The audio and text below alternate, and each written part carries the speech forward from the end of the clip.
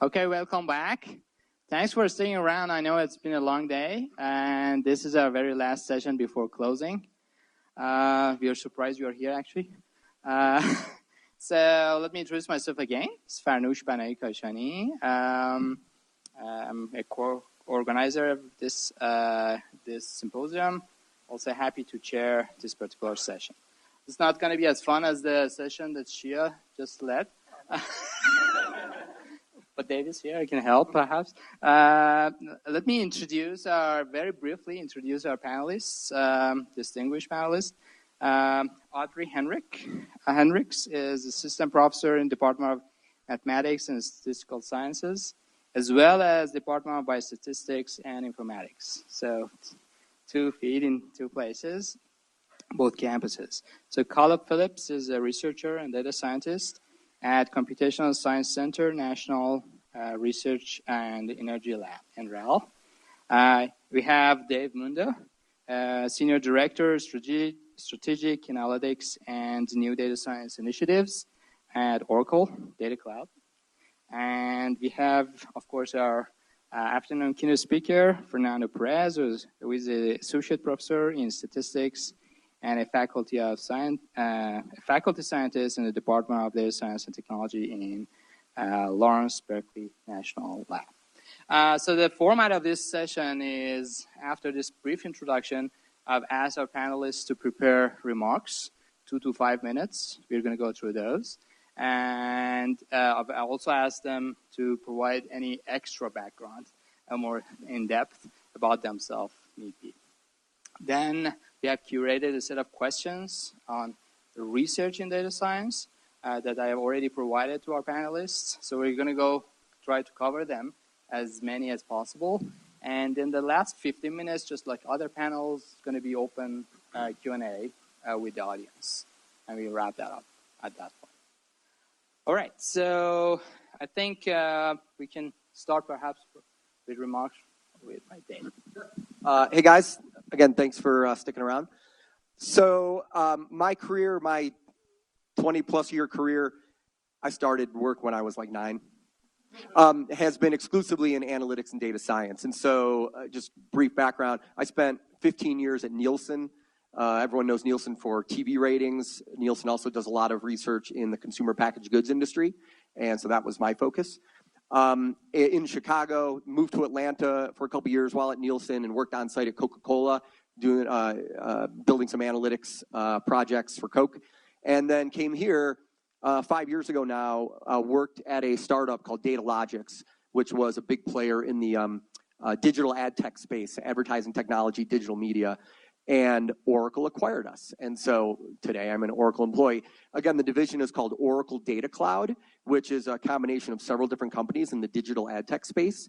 And we have a big data science group of about 140 people currently doing a whole host of things. So I'll speak to some of those. And of course, if anyone has questions about those, we'd love to hear them.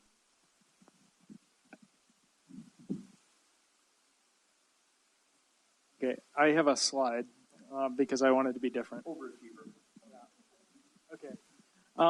So my name is Phillips. I'm a senior scientist in the Computational Sciences Center at National Renewable Energy Lab in Golden. This is just a picture of our campus. So it looks like I come from a real place. So I work in this building here on the right. And our center is responsible for our supercomputing facility. So that's Peregrine, our supercomputer. We now have a second computer in that facility called Eagle. In addition to that, we act as a consulting group around the lab. So that's primarily what I do, is I move around and I work with different scientists in different parts of the lab and try to apply data science to the problems that they have. So I have this little Venn diagram. This is sort of how I explain what I do to people who may not be familiar with the concept of data science. So we try to bring together computer science and machine learning, math and statistics, traditional software engineering, experimental design, which is depicted here as traditional research, and then subject matter expertise, which is really important at the lab because what we're trying to do is work with the mechanical engineers and the physicists and the chemists and try to help them apply these skills and these techniques to their data. So we bring all that together, and then in the center you have something special like a rainbow unicorn butterfly kitten, which is how I feel. So I work in the data analysis and visualization group, but in Computational Science Center, we do a few other things. So we have a group that's dedicated to complex fluid dynamics. And we have a group that is solely dedicated towards taking care of the supercomputing facility, which is a user facility, so anyone can get an account on it if they write a proposal. And we have a group that focuses on simulation and optimization. So that's me. Hi all, I'm Audrey Hendricks. So I'm an assistant professor here in statistics, and I have several joint appointments over at the medical school as well. So I do a lot of collaborative research there too.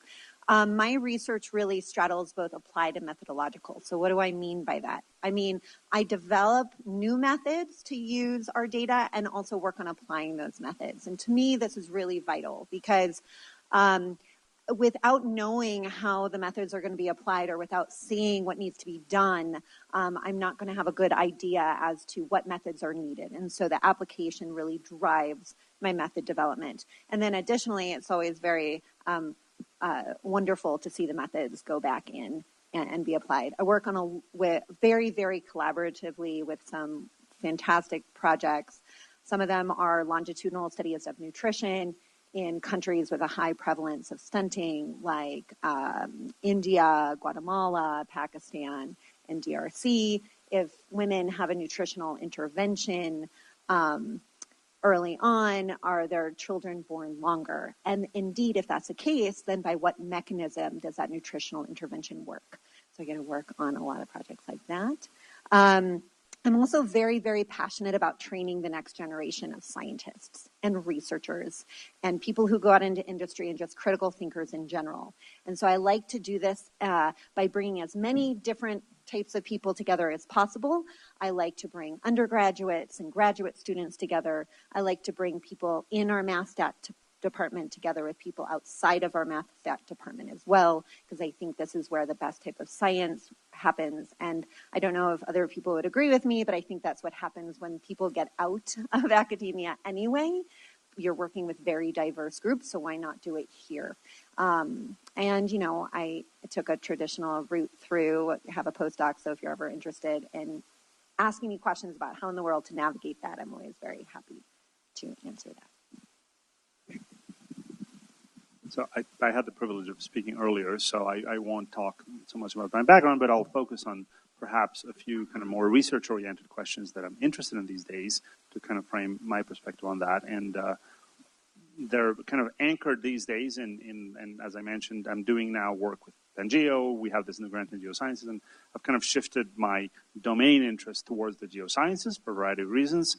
But there I'm trying to explore, on the one hand, what is the proper way of using statistical learning techniques, machine learning methods, in a context constrained by physical laws? So not in pattern recognition, not in sort of the traditional industrial uses, or even in the social sciences where it's very difficult to really have sort of strong mathematically constraining laws.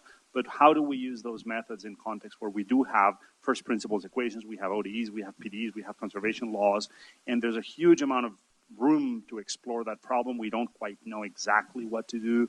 These black boxes still have a lot of not well understood behavior, but I think there's particularly an interesting problem to consider there in the geosciences, because the geosciences are an interesting space where we do have equations, we have fluid dynamics, we have atmospheric dynamics, we have geochemistry, etc. We have kind of physical processes in the earth, but there is a lot of noisy, messy data. So it's a space that is not quite as clean as pure laboratory experiments, where you can kind of come close to no noise, but they're not so unconstrained as being the social sciences or sort of other industrial uses in social media, etc. So to me, it's a very interesting space to explore the intersection of how do we extend effectively the scientific methodology we've had for 400 years with this new machinery, but in the context of science.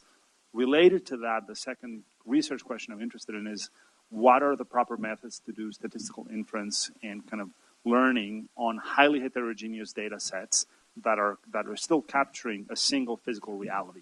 And again, the geosciences are a very interesting space where that happens. You can measure multiple different processes, but you are measuring them around the same underlying physical reality.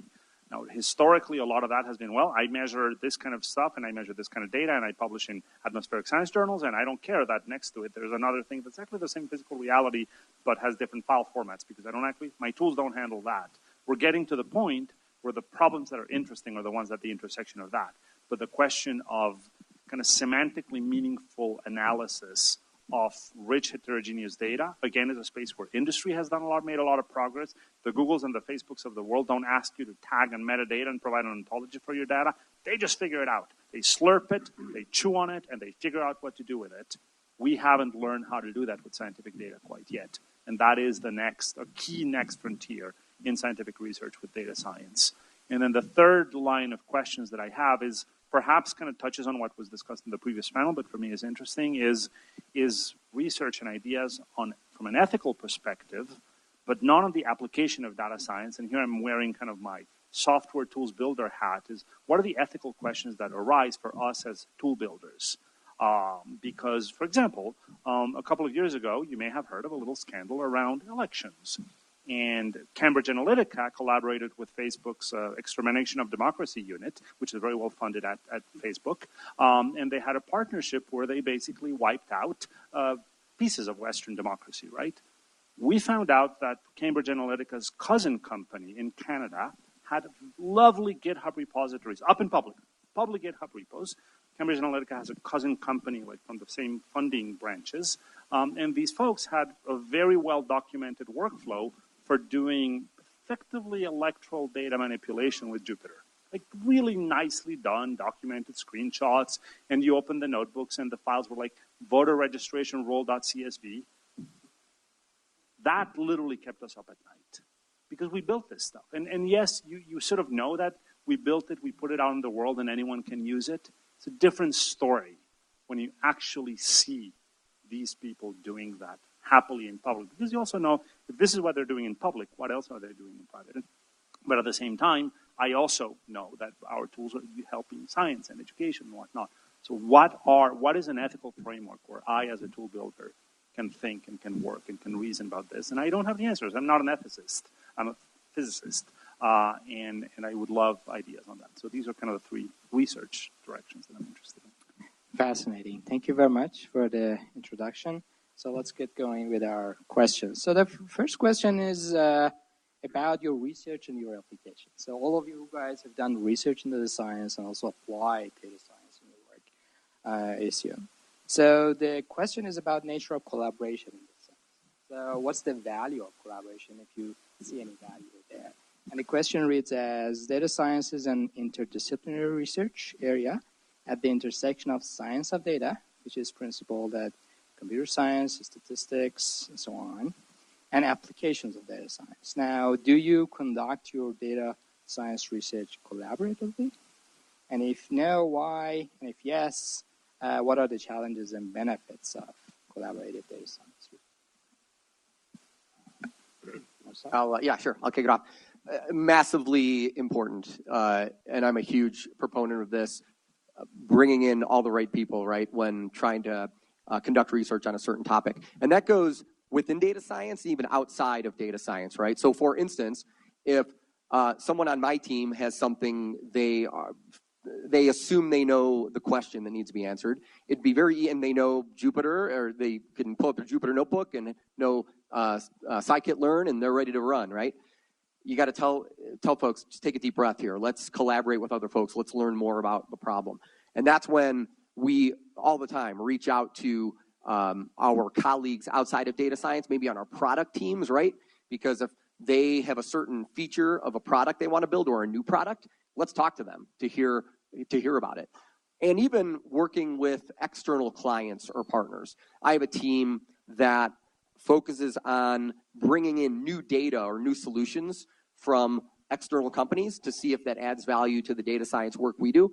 And boy, when we sit in on those meetings directly with these folks, there's a ton of value there. We're adding a lot of value. We're getting a lot of information directly from this external company. So this collaboration is key all day long. And then even internally within data science, we have, as data science teams grow, even, this goes for the academic space and the private sector as well, it's very easy to not know what your buddy in the other group is doing. And talk to them, learn about what they're doing, because you will inevitably have a problem that they can help answer and help address. And it's just very easy to have that collaboration start soon and have it just be part of your culture in whatever environment you're in. So yeah, huge proponent of that. Dave, could you speak to the challenges as well? Yeah, too many cooks in the kitchen, right? All the time. We will have situations where we will have maybe 3 or 4 people at a meeting and suddenly 10 people show up because they all needed to be there. That's difficult, and that's really hard to manage, is vetting who's really adding value versus who just wants to know what's going on and is maybe a little nosy. That's something we struggle with all the time, a huge challenge for us. Thank you. I mean, I guess all the work that we do at NREL is interdisciplinary in some sense. So, you know, as someone with a statistics background, math background, computer science background, coming into a research context with a domain expert, trying to understand their field and then sort of move the mark, that's necessarily interdisciplinary. So it's really important. But I was actually inspired by something Audrey said, and I wanted to respond to that. So in addition to my work at NREL, I also teach at CU Boulder, so I'm faculty there. And you know, I think in the classroom, it's really important to bring diverse perspectives in, and I totally agree with that. You know, I think that that's important in any field, but in a field that's so interdisciplinary as this field, it's very important to have people with different perspectives, different backgrounds, different levels of training in one room to solve a problem and bring kind of that creative mindset. So, you know, those are, I think, the positives. The challenges, so, you know, for me, I guess, some of my collaborators maybe treat data science as something that they want to learn about and they want to engage with, and others treat it more as a hammer for which there's a nail that they like to pound. And so, you know, I find myself prioritizing the collaborations with researchers and subject matter experts that really want to learn about what we're doing in the same way that I want to learn about their field and build an intuition for it. And so I'd say that is a challenge, is that when you show up with a toolbox, sometimes people only want the tools. And so that can be a bit of a challenge. Thank you. So yes, I'll say more. So absolutely, collaboration is very, very important. So the benefits are you get to work with a ton of really bright people that have different expertise. It's fascinating. You get to work on, I got to work on so many different projects than I would be able to. If you had asked me 5 years ago if I was going to be working on nutrition projects, I wouldn't have known that I was. So it's really, really fascinating. One of the challenges is that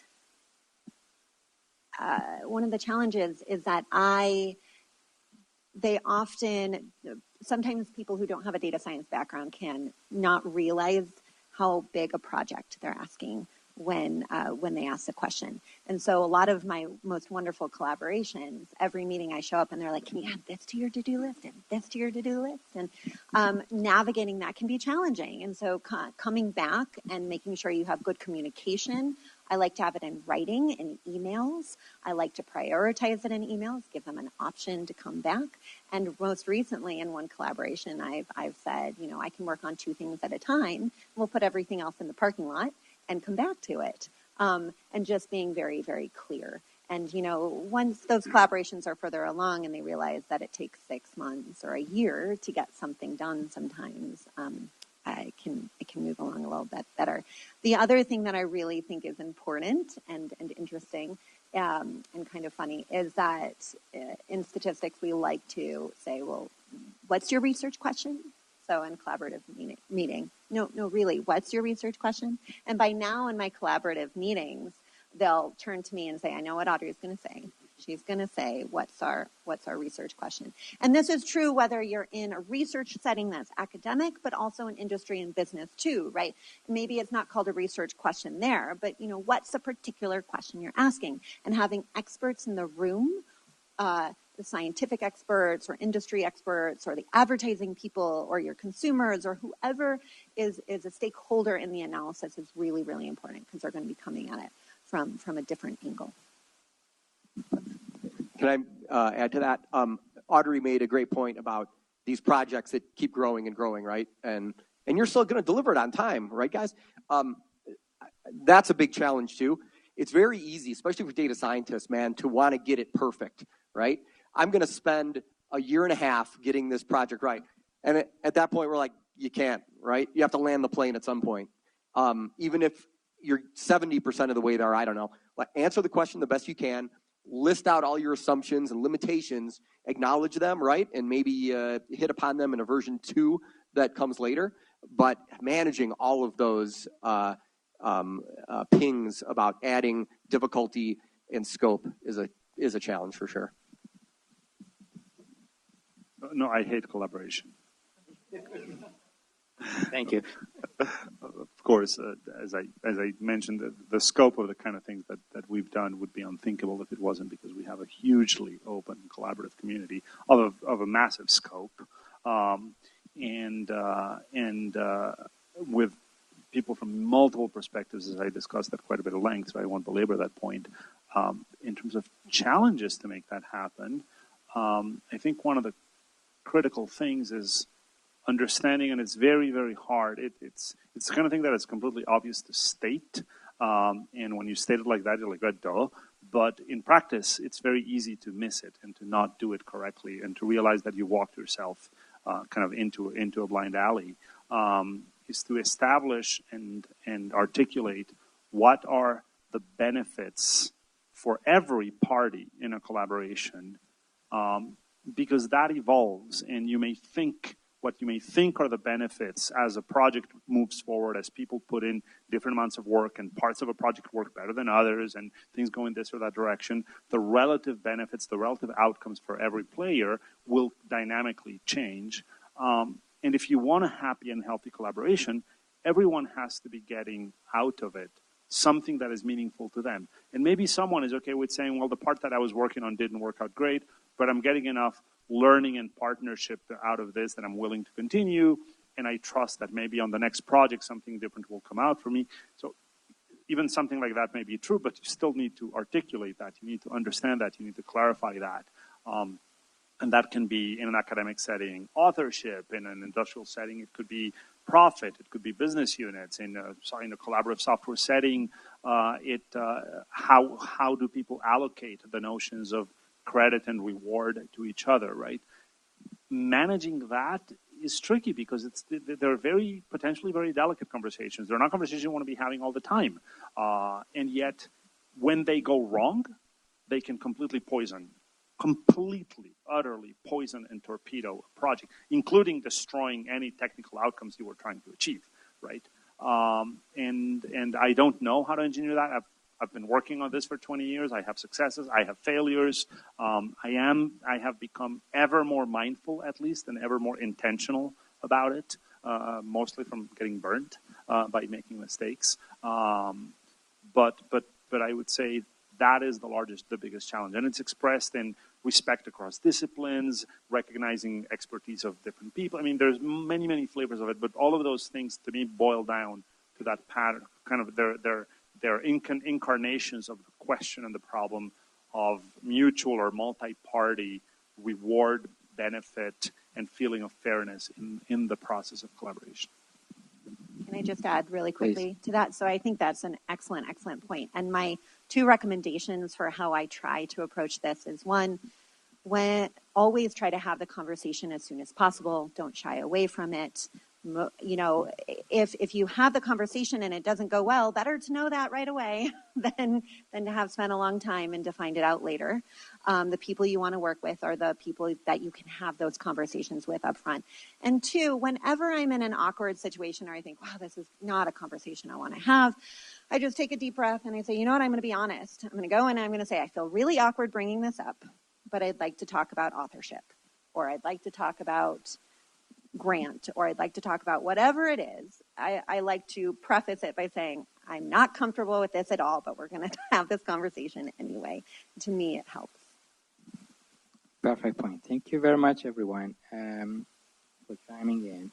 So the second question, I'm trying to tap into your experience in working in data science communities and in cases building data science communities.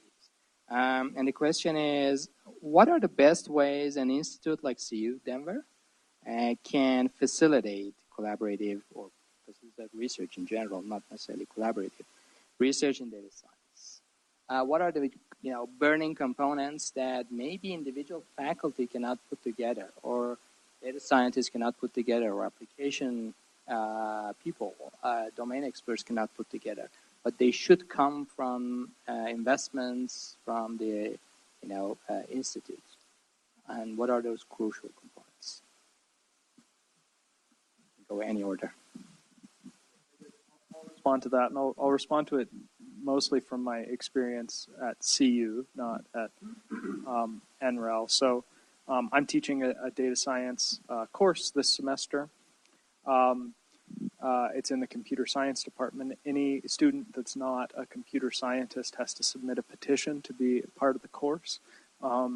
That's sort of a barrier to entry.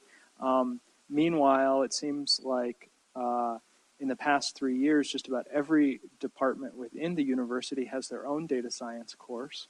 The courses that do exist are very focused on applications, specifically industrial applications. And so as someone who works in academic data science and research data science, I don't see that skill set being cultivated often by universities. So, kind of talking to students and saying, here's how you would take a research question all the way to sort of a publishable outcome, and how you would structure it in that way is often different than how you would do it in industry.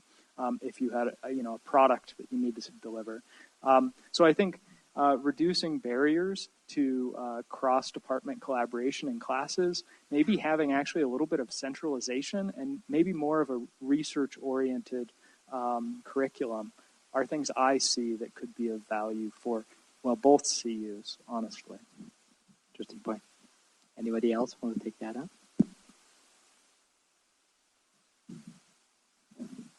I mean, some of what I've spoken about before. So I think bringing together students of different backgrounds across the university into undergraduate research groups. There's some really nice initiatives at CU Denver. So the Data to Policy initiative is very cool. I think initiatives like this, where we're bringing people together from different departments and so on. I personally like to strip away, whenever possible, as many prereqs as I can from courses, especially for data science, because then you get the people into the classroom together. And I think that can be extremely beneficial. It's not always possible, but I think there are probably different ways to set up classes like that, right? So you could almost imagine that when it's not possible, well, maybe you have, but I've done it, right? So I've taught an experimental design course where half the course was for applied scientists and half the course was for statisticians. And you know what? The applied scientist had to see a few proofs and derivations on the board, and that was okay for them to see that math, but they didn't have to replicate it. And having the people in the same room together, you can talk about challenges and what the misconceptions are. And I just think there's a real value for that, even if there's differences. So I do think there's a way to do it through in the classroom and then through initiatives outside as well. These are great points, particularly with if the institute puts a higher education hat, definitely there. What about focus on the research side? I'm wondering what Fernando has to say, for example, about infrastructure it takes to do data science at this scale, bringing everyone together. So I would say you can't, and somebody, this is picking up from somebody in the morning panel who said you can't mandate collaboration, but you can certainly, or you can't mandate serendipity, but you can engineer the conditions for it to be more likely to occur, right? And I think that's what leadership can do, is engineering the right conditions. And that's done in a couple, I think, in at least a few ways. One is in the provision of certain classes of infrastructure.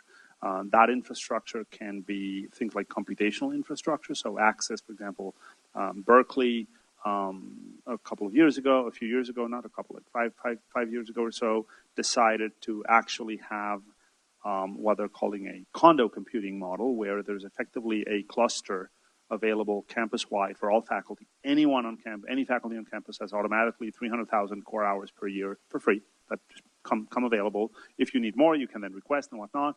But if you have HPC needs and can buy hardware, you can contribute it to the cluster. So the idea is you can put in your own stuff there. On your pieces, you have priority, but when you're not using them, they're available to everyone else, and it's kind of a notion of everybody wins. It's called condo computing. I think it's been quite successful. It's been successful in recruiting and attracting faculty and helping projects. Like I've needed some stuff. It's like, oh, and getting those 300,000 core hours takes about 5 minutes. Like literally, it's like one Google form. You type in 3 things, and in 5 minutes you're done and you have it. We now have Jupyter Hubs deployed campus-wide that anyone with a CalNet ID, which is our central auth system, can access them. That means that it's there, it's available, and so anyone can hop on without having to do like, oh, well, if I get a grant and I do all these other things, I can begin doing this, and 2 people can collaborate, other people can work. So computational infrastructure is one form, but physical space infrastructure makes a big difference. Kevin spoke of BIDS this morning, that we engineered the space of the Data Science Institute very much for kind of collisions to happen there, right? For intersections to occur. It's in the library, in the central library, in the dead middle of campus. It's a very open space. It's been designed to be very flexible. There was a lot of thought that went into that. There's a class of spaces that we don't have at Berkeley a lot of. UW has a bunch of these rooms, and I am dying in envy. They are really good rooms for doing collaborative. These hack weeks take place there. There are rooms, they have a few in the library, one in the oceanography building, that have 10 or 15 tables that sit 4 to 8 people each. Each table has a very large monitor there, like a 50, 60-inch TV on it, whiteboards in between all the tables and the walls, and a central podium for a speaker. The idea is you can lecture, but when you lecture, instead of one screen, you're just projecting to all the tables. But then you can break off, and when people are doing teamwork, collaborative work, each of those tables can seat whatever group seating capacity it has. Those people work, they have their own space, they have a board, they have a screen for collaborative work, and then at any point, you can say, oh, table 3 is going to project what they're doing to everyone. It's just the AV is interconnected. I've been in these week-long hacking, teaching, project creation workshops happen in those rooms. That's one of those things where the physical and technological properties of that space make the magic happen, right? They really support, yes, it costs money, but it's actually probably not that much money in the grand scheme of things, and they are very, very effective. Human infrastructure. I mentioned that at Berkeley for data science, for the creation of courses, right? In addition to these big courses that are like have dedicated staff and dedicated faculty, there's a system for providing data science contributions in existing courses. So if a faculty wants to add 2 weeks worth of data science in an existing course, there's a team of humans who will go, help them out, so that way that person may say, I'm interested in this, but I don't know the tech, I don't know how to do this, I would love to, but I don't have the time to learn all this. Don't worry about it. 2 students will come, they know all that, they will learn from you what it is that the content of your specialty is, and then they will help you put together 2 weeks worth of data science in an existing course, which also means you work around the barriers of the curriculum is too crowded, we can't create new courses, blah, blah, blah, blah, blah, because this allows us to kind of push that into the entire curriculum. Any faculty on campus can do that, and when it comes time to deploy, the hubs are up already. So you have a synergy between the human infrastructure, the computational infrastructure, and the physical infrastructure. And then the last piece, just so I shut up, is incentives, right? That's the other part where leadership can contribute, which is to say, we're going to recognize this as real work. We're going to recognize it, whether it's a service part, whether it's tenure and promotion, whether it's considering research.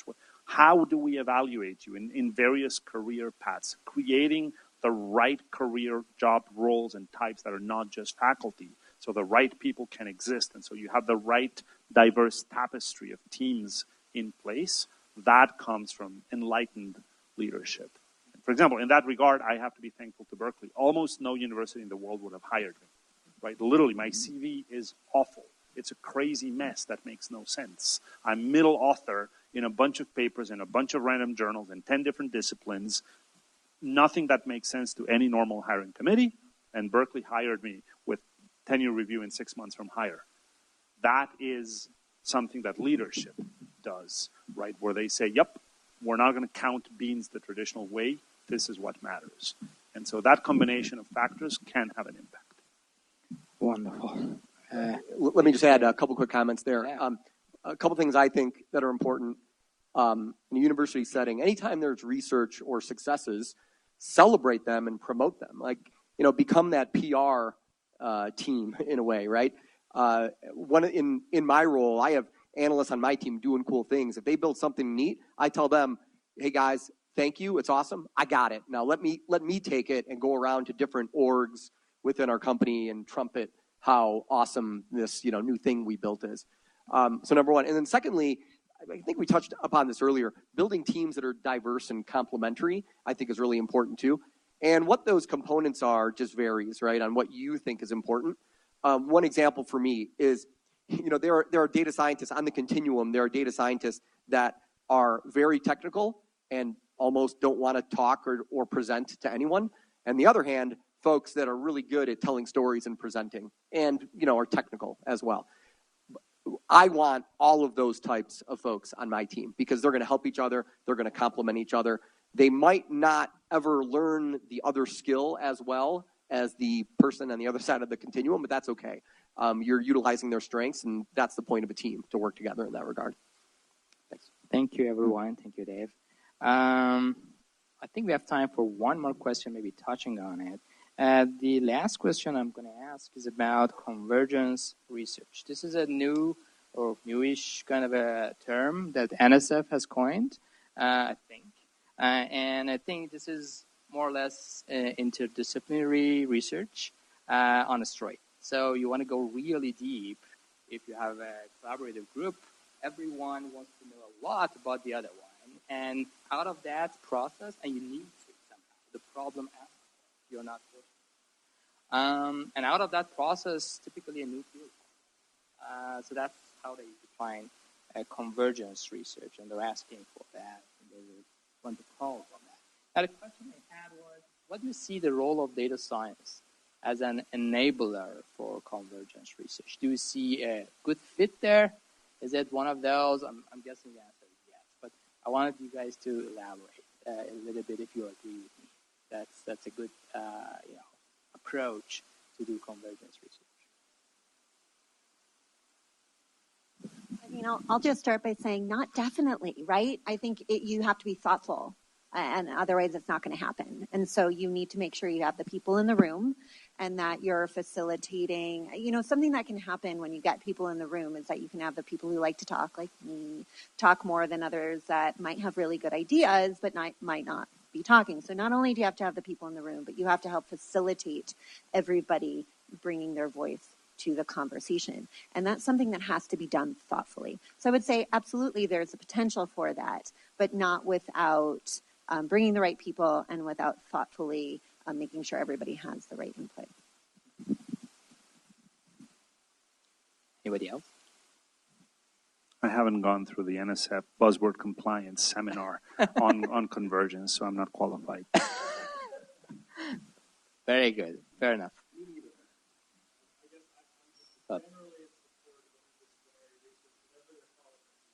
Got it. I would point out the difference. I think it might be worth looking at. It is different, and I joked about it. This is interdisciplinary research on the straight. It is really. So it's different from typical interdisciplinary research. But I think we can leave it at that. We have a number of people still around, live, standing. So let's see if we can get some questions. Anybody has questions for our panelists?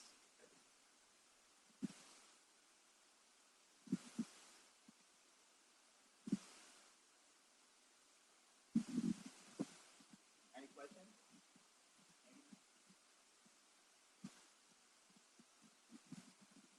Yeah, so I wanted to ask about the infrastructure. And one of the things that you mentioned at Berkeley, you mentioned several things that sounded really awesome at Berkeley. And I'm kind of wondering, how did that come about? Did you need to create a data science institute? Did the data science institute come into being because there was already institutional support? How do we get that to happen at our institution? So that was a little bit of a special opportunity. In very late 2012, the Moore and Sloan Foundations got together and put a call out, but it was a private call. It was a call where they invited 15 universities to compete on the creation of environments for data science. And it was a very, very underspecified call. They basically said, provide 2 pages outlining what you think this problem means. With a very short guidance they provided. They invited 15 universities to compete. We were one of them. And then out of that competition, 3 winners emerged: UW, NYU, and Berkeley. Once the 3 winners were chosen, we became collaborators, not competitors. So once they chose 3 out of 15, then they said, okay, now the 3 of you together write a proposal for the actual grant, which we sort of knew unless we botched it, we were going to get it because there was no one left in competition and we were writing it with the foundations. But it still took 6 months to develop the proposal. And then they awarded $38 million to the 3 of us to build our. And so we were different. NYU had a master's program approved, but no space or nothing, no other infrastructure. Berkeley was given the space right away, but we didn't have yet an entity that existed and no educational program yet. And UW had an institute called the eScience Institute that existed, and that was kind of the previous flavor of the previous buzzword was eScience, that existed, but it was obviously much smaller. And so each of us had a very different profile, but we became partners and collaborators, and we continue. In fact, in a couple of months, we have the all-hands meeting of the 3 universities, plus others that have emerged. So that was a pretty special thing that came out because we were offered the opportunity to participate in this competition for basically a $40 million prize. And so that, yeah, that's all I can say. It happened and we got it.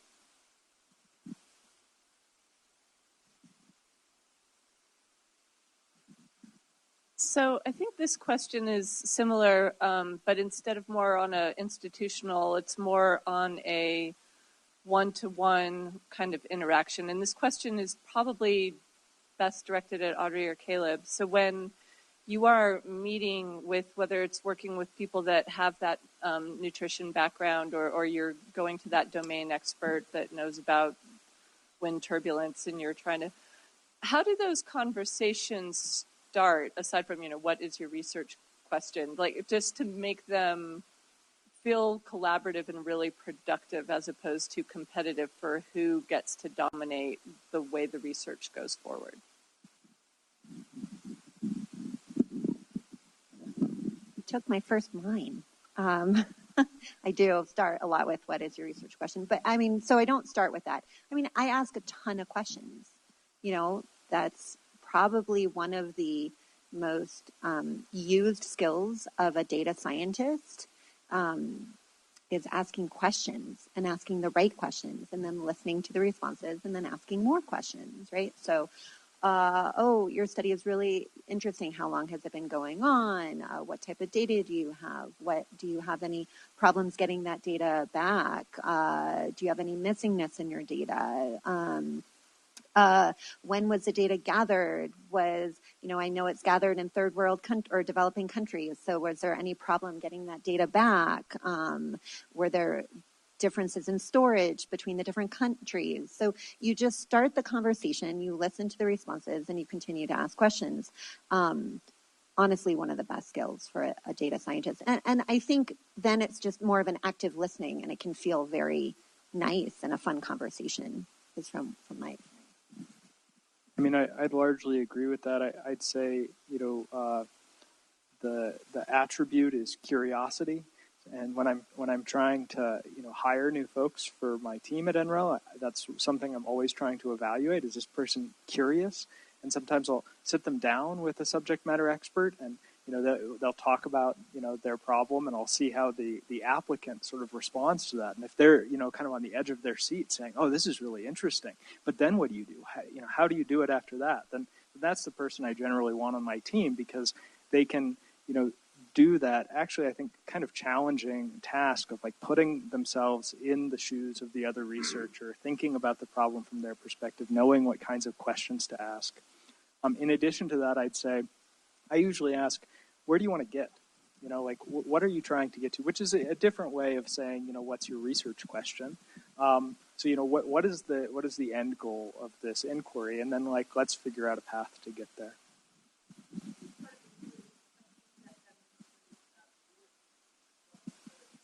Oh, yeah. I don't have a silver bullet for that one. It seems like, you know, one out of three or 2 out of 3, I'm not sure where it exactly lies, just are, and the others are just not. And, you know, I've sort of worked everywhere within NREL and have settled myself on working mostly with physicists and mechanical engineers, and I don't know why it's the case, but I generally find that they have more appreciation for the work that I do than some of the other disciplines. But I don't mean to disparage any discipline. It's just those folks seem to have a similar view of sort of the kind of rigor that you need when you approach something from a statistical or computational perspective.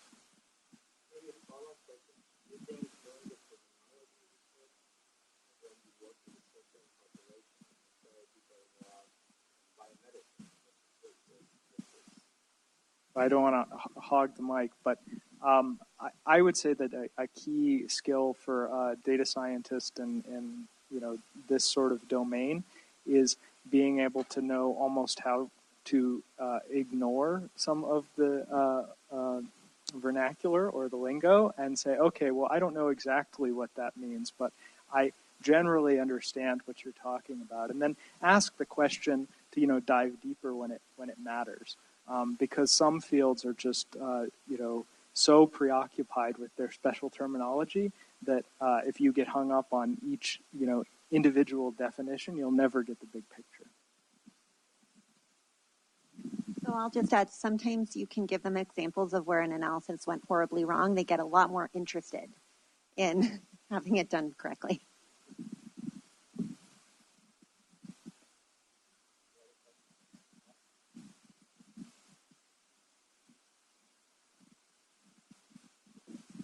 Hi. Thanks, everyone. This has been really great today. So when I decided to go back to school, I took the gamble to go to university. I was interested in computer science program. And I think at the time then, and even still now, there's like different myths about the value of an academic versus some of the alternatives that exist for something in particular like data science. There's boot camps, you know. I was wondering if the four of you have any opinions to offer about the particular values and the skills that you should look to emphasize when looking to complete a college or university degree over those alternatives for a career in data science.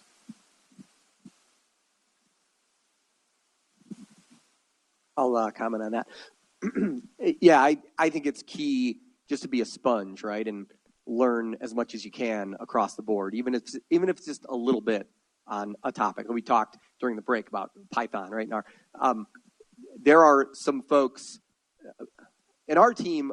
Most folks now are using Python, for instance, and coming in, not everybody knows it, right? But they get nudged to learn it because it's going to help them in their career, like as one small example. So that goes for the technical components, but also the non-technical chops as well that you need to learn, right? It's how to negotiate with others and how to plan your work, like everything that goes along with your career in addition to the technical that's going to make you successful. I mean, my recommendation there is just to be a sponge and take advantage of those things, hackathons or training that occurs outside of work, seminars, et cetera, where you can learn new techniques.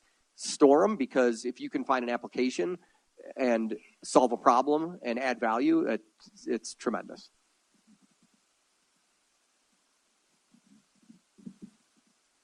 Maybe just say that among things we haven't already talked about, and we've touched on this a little bit, but communication skills, sort of soft skills, are really important for this discipline. And so if there's, you know, an opportunity for you to take a class on public speaking or on technical writing, I think that those are actually especially useful for a data scientist, more so maybe even than some other fields. I don't, you know what sort of opportunities there are for those sorts of things, but I think if you can improve those skills, that's really helpful.